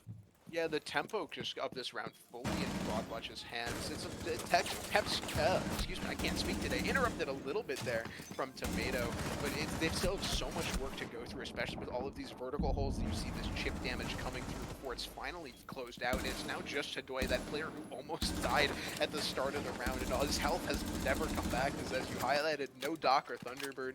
So these players from Fraud Watch really have free reign of the entire site, and with the plant being attempted now, you gotta feel like Hidoy needs nothing less than a miracle to make this work. The attacker's looking at his position. Brucey closes out a good round for himself here, and they struggled clearing upstairs, but they didn't struggle when the site was downstairs. Maybe they just kind of pieced together what they needed a little bit more. I think that solar pressure was crucial for them. That trophy player nading upstairs, it was just some great coordination, and really more than anything, Fraud Watch just finally gained the confidence to just go for it. They finally, for the first time in this game, said, you know what, we need this space. I'm confident we can take it if we just go do it, and it's that kind of confidence that gets you the space you need to win rounds. Attackers need to locate and So there's an interview with Newers conducted at the Charlotte Major. They asked him, what's the secret? What's the secret sauce? Why is he so good at entry fragging? And what he said is, you need to believe that you're the best person in the lobby, regardless of whether or not it's true. You need to be willing to walk into the building and think, I'm gonna fry these kids because they suck and I don't. And I think to an extent, that's just the attitude that you need to have in general, right? Not to the point of hubris, not to the point where you're overconfident and doing stupid things because of it, but just having that confidence to say, I'm gonna do this and it's gonna work because my team is just that good. That's something that you need. That's a talent that every good team needs to have. And we're finally seeing Fraud Watch start to exhibit that, as, like you said, they just say, you know what? Let's go for it. It'll work. You got this. Just do it. And it does. Having confidence, if you go into a play thinking you're going to lose it, you're more than likely just going to lose it. No matter how stupid a play is, you've got to go into it thinking that you're going to win it if you want to actually try and win it here. We are going to bar. Typically a primary site here is tertiary for Outlast, and both of these teams here are kind of committing to this library style of attack, and this time, though, for Outlast, they actually have Angel tucked into this library corner here, so that extra angle that I was talking about where you need someone upstairs to try and deny a plant was being played before it gets naded out by Oloid, so it's a good clear there of using your utility to speak for you and clear that player out pretty efficiently too. Although unlike when Outlast attacked this, there is no sense, and the knock dies pretty quickly. Nightmare is playing those vertical holes from main lobby all the way to the garage, really calling out that play on such an awkward angle too. I've never really seen someone play that angle in main lobby towards garage on bar, but hey, it works out, man. It's something that you can bring out as those pocket strats, those one-time off strats that you were talking about earlier on that Outlast just seems to be so full of. Absolutely. I don't like the Nook being taken out first as nades are gone, although Oloid is going to get a pick on this Mudsack, who was the top fragger on the attacking half, but has cooled off a decent bit since defense has started, I believe he's only gotten 1 kill in these 3 rounds. The top floor has been taken by Fraud Watch, so they do have a decent bit of space to work with, but Outlast are spread pretty thoroughly across the important areas of the first floor here, so if they can work this, if they can still maintain contact with each other and play off the things that they already have, they can still take this fairly easily, especially if this flank from Nightmare works. Yeah, I think that if the flank from Nightmare works right now is the real key. This upstairs pressure coming in from Fraudwatch is really quite strong, but they aren't able to convert it into horizontal just yet. That upstairs pressure is answered, so we are in a 2v3 here with 40 seconds left to go. But these upstairs angles just kind of working against Fraudwatch right now. Outlast just reverse verticaling them and making it work until Jose finds one for himself there, but it's actually on even ground there. So these upstairs players got to make it work, and now it's just Brucey upstairs. He is going to stun out this player in stock, drop the hatch. The player hits the deck. They've got to find this kill quickly, and Hadoy is going to find it first. So Outlast back in the lead now after a very tumultuous round, just kind of overall. The upstairs control, though, from Fraudwatch looked very good. It was just getting that pressure downstairs that seemed to be the problem, and is typically the problem for most teams on Chalet. But in the past, we haven't seen Fraudwatch consistently get that upstairs control. So the fact that they were able to do it rather convincing, like they convinced me that they can clear upstairs on that site rather effectively. It's a good look for them, and it's definitely a more forward look for them as we get the very, very rare occurrence here. Both teams committing to all 4 sites of the map. We've played 10 rounds, and we've seen all 4 sites twice. That's something crazy that I don't think I've ever experienced before on any. I don't think I have either, actually, now that I think about it. There's something I do want to point out is, early on, we saw Angel play in the library corner and immediately fall. I actually think that was intentional, because look at how much utility was thrown his way after he'd fallen off. That was a nade and at least 2 flashbangs, I think, which is far from nothing. That is a good, solid bit of utility, especially given that that's a site that relies heavily on clearing shields. So I actually think that was more a tactical decision of, I'm going to play here just long enough to waste utility, and then call it with my life. And they'd actually got a kill later on, if I recall, from his position in stock. So that was really, really well played from Outlast there. Something that, like, yes, the top floor was taken effectively, but I do think that part of it wasn't necessarily meant to be held. Yeah, that's fair, but I mean, you still got to give credit where credit's due to Fraudwatch using that utility. Sure, they did maybe use a little bit too much there, but they got what they were looking for out of that utility, which is always something good. And the tempo now being set from Fraudwatch here is something beautiful. It's the confidence that we weren't getting on that first half, and maybe it is a little overconfident as Spellsack is able to kill off that Finka, the most important operators, the game right now, as a lot of people will call it. But he's still able to at least try for it, and that's some aggression that I think is a little bit warranted if your team's willing to back you up on it. The other important part of that equation, though, is if you can hit those shots, which Olaid could not in that situation, which, not saying he's a bad player, is 8-8, it's, with how close this game is nothing to snuff at. But you also just gave up, like, 2 frag grenades one of the best guns on attack and universal heals for your team. If someone is tagged down to just one bullet away from death, they have no way of fixing that now. Unless they want to reset them from like 12 health to like 20, but that's... No one does that. No one does resets anymore. Yeah, but yeah, I like how you phrased that, right? The insurance net. You can no longer take these gunfights and maybe get a tag or two off and be like, Finka boost me, please. That safety net's just not there anymore. And it just kind of means you have to play a little bit more passively, and you're just kind of letting players like Tomato cheat up these staircases and get shotgun kills like point blank as he was able to do there. As these players from Fraudwatch still struggling to try and figure out what their take is going to look like. They're just hovering back and forth between main stairs, blue, and this lobby area, but they've never efficiently cleared out this kitchen space. Spudsack finally goes down, but Nightmare was until just a moment ago still existing in that kitchen space, so there's only less than a minute on the clock now as they can really start doing their vertical work, and they're going for an attack that's not really cohesive. This isn't really an attack that people do. I've never seen an ACOM team go for a blue main take. That's not to say they can't do it, it just means that we're in a space where you've got to kind of rely on these kills a little bit more, and with the clock ticking down against you like this, the player's able to rotate up towards kitchen. There's a lot of unknown variables for an attacking team here, but that nade's going to remove at least one of them as Tomato goes down, as well as the flank from Midori being called out by some good flank watching there by the dead player of Habana, and Angel drops as well, so these takes are working. They are able to isolate these gunfights that they need as Isaki gets the last one, and they're able to win a basement attack from out of nowhere pretty much, just flipping a 3v5 on its head. I'm so confused. So... Really great start from Outlast, taking advantage of over-aggression from, I believe it was Oloid on the Finka, and then it just kind of, and then they had another really good pick from a shotgun, and then it just fell apart after that. Which, like, what's happening a lot is, like, Outlasts are almost, like, not expecting Fraudwatch to take certain things, and then Fraudwatch is saying, you know, screw you, I'm gonna walk in and take this thing, and Outlast just surprise Pikachu face when they actually do it. So my homework to Outlast: no more surprise Pikachu face. Stop. It's not a good strategy. Yeah, Charmander is clearly better. Start going for some Charmanders, heat up, burn this map down to the ground, and just make it a science for yourself. That's what you're trying to get at, right? You don't want those shocks. But yeah, we are going into round 11 here. We are going to see all 12 rounds of like regulation here with a chance of overtime, something that we didn't get to see in the previous game as it was over and done pretty quickly here.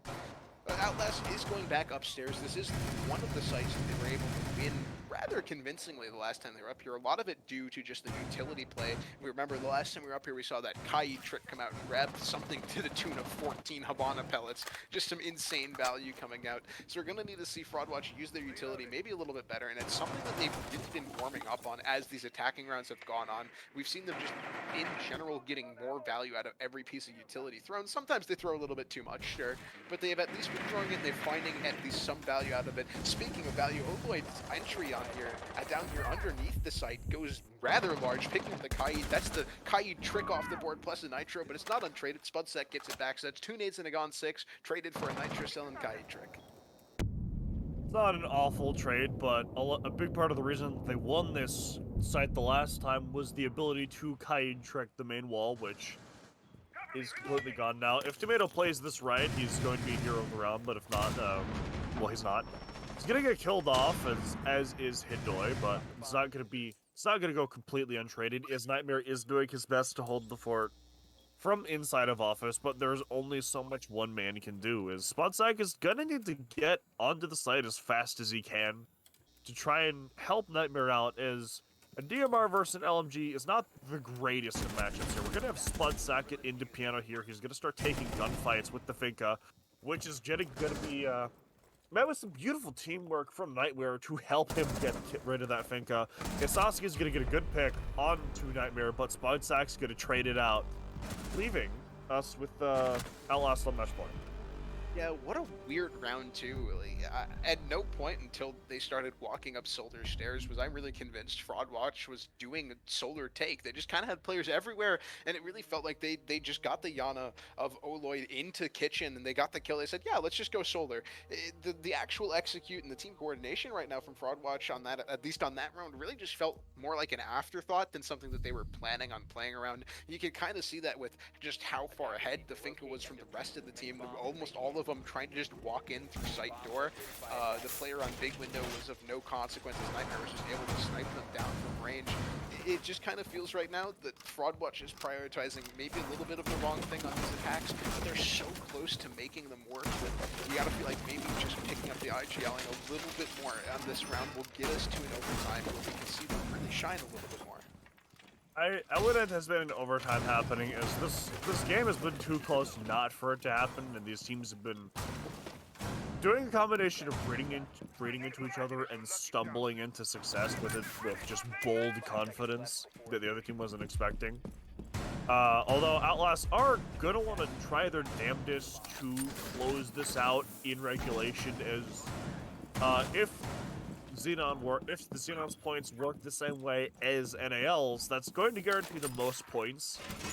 Alright, so I just got confirmation that yes, it does work the same, as well as if you go to overtime, that's more chances to lose the game, which you do get a point out of it guaranteed, but you still don't want to give your opponent a chance to win the game if you can prevent it.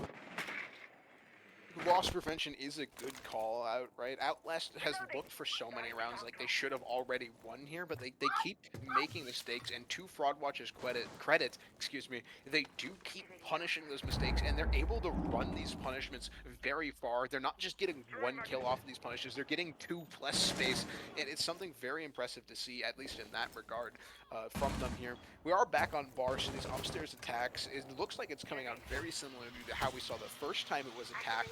That's just a very direct library kind of take. They're going to have to use this utility to get themselves in, and this time Tomato's watching the hatch a lot heavier and willing to throw smoke canisters following the utility so they're not able to actually enter on that mark that they were trying to set up, as well as if you look at the positioning, Angel's not trapped in that corner this time, so all of those nades that Finka threw, and she's already thrown both of them, aren't able to find any value going forward here. So a couple of these players from Fraud Watch trying to reposition because they need to find value here, and it looks like they're trying to go for something like Outlast, what Outlast did, where they were just trying to cheat directly into the site without clearing these upstairs players. Lopez is going to get an opening pick, and then Oloy's going to get traded out immediately, so not terrible. Nightmare is going to get picked off, or is going to get a pick as well, putting the advantage fairly securely in the grasp of Outlast going into this last minute here pretty soon, as the attempts to just barge in or bludgeon their way into the site have not really worked at all. And if they try and clear utility now, they have one flash and one frag grenade for burn. And that is it. That is not nearly enough to clear out a Wamai and Jaeger combination. This round is, well, that is an out from Angel. So even now, the Lopez gets another pick on the Tomato, who looks to have been over-peaking, so Alice is making really weird decisions right now. Yeah, every time we feel like the game's gonna end, Fraud Watch just doesn't want it to, man. They keep swinging these rounds that look like they should already be over back in their favor, but so can Hadoy. Outlast is able to do what Fraud Watch does as well, and with that quick swing onto Bruce as well, Outlast do manage to re-get themselves the lead, and it's a nice pick from Lopez, so it's another 1v1 situation, but this time it's for the game, for the points, and Outlast isn't going to let it slip. Hadoy is able to close out the game, and Outlast take a very close victory, 7-5, but it is a victory nonetheless and in regulation, so they do get the full 3 points. Fraud Watch, they don't get too much of anything out of it. They needed that round to get any points out of this, but they do still get not a terrible round differential based on how the game started from coming out, from the gate there. So all in all, not the worst performance from them, but it's definitely a very chaotic map at the best of times. Yeah, it's one of those things where, like, you can do better. There are ways to make this, to give this further efficiency. There are rounds that they just should not have lost under really any circumstances, I'd argue. And even on that last round that they won, there was a lot of really questionable decision making. Um, Like we saw Angel crossing into mud when it looked like he wasn't really looking at anything. So if you're Outlast, this is gonna be when you're gonna kind of hit the drawing board again. You're gonna go back, you're gonna look at the match replay, and then you're gonna fix those issues. And Fraud Watch, also, given the fact that they played this in game, has some really great VOD material. So I mean, both teams are going to get something out of this, even if it isn't points. Yeah, the experience from this game definitely a good one to look at going forward. It was a close game to be sure. Mistakes were made. Mistakes always happen in Rainbow Six. It's just a question of like how obvious are they. But yeah, neither team should really be sad about that game. It was close. It was good. It was very hyped to watch too. Just a lot of like 1v1 situations. So they definitely put on a good show-stopping performance there. Outlast as well. They get those 3 points. They start climbing their way back up the scoreboard. I know me personally, they were one of the teams that I actually kind of knew a little bit coming into this, just being from a respectable org like Outlast. So it's a little bit concerning to see them having been so far down to the scoreboard this early on in the season. But a little bit of that can be attributed to just a couple of teams overperforming my personal expectations for them. I know I didn't expect Super Light to be as ridiculously dominant as they have been in the first 3 weeks. So yeah, there's a little bit of that. There's a lot of just outside play coming through as well. So it's good to see these teams kind of pick it up as they go through the game as well. So it's some good adaptations, some good mental play going forward, and it's a lot to learn from, as you said. I do agree with you there. So with both games being kind of out of the way and no interviews being conducted tonight, that is just kind of everything we have. So uh, thank you for tuning in to this playday of Xenon Gaming Series. We enjoyed having all of you wonderful folks in the Twitch chat. So until then, or until next time, take it easy.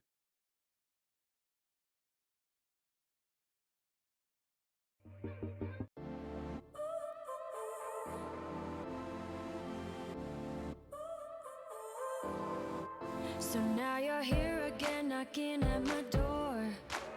A little too late for, I'm sorry for. The lights went out cause you kept cutting the cord. And I started to fade into your gray. See, I finally opened up my eyes, and I saw me coming back to life. That I'd be better without you inside. It's time to be someone I wanna recognize. The future starts right now. I made a reservation, but you never came, so I'm checking out. The fire you stole away, I know one day we'll come back around. The future is now.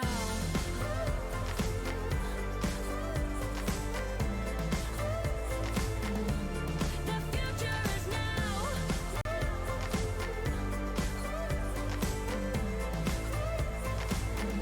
The future is now. I waited for you in the passenger seat. There's only so far I can ride in your dreams. While you were chasing everything else but me, I'm starting to break out from your gray. See, I finally opened up my eyes, and I saw me coming back to life. That I'd be better without you inside. It's time to be someone I wanna recognize. The future starts right now. I made a reservation, but you never came, so I'm checking out. The fire you stole away, I know one day we'll come back around. The future is now.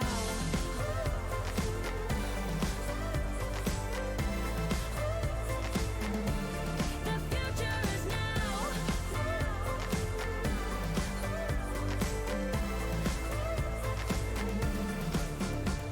I'm not backing down, cause the future is now. Not backing down, cause the future is now.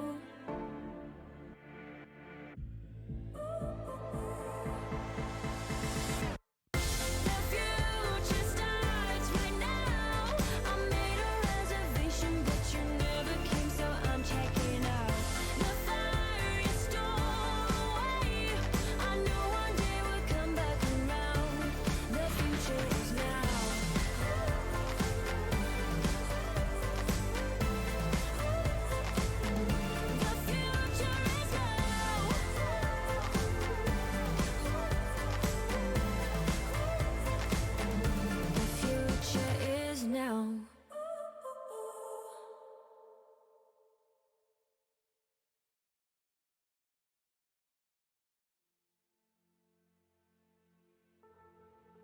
No more talking about it. The way it is, the way it is. It's no mystery. There's no getting around it. When you're here, we got chemistry.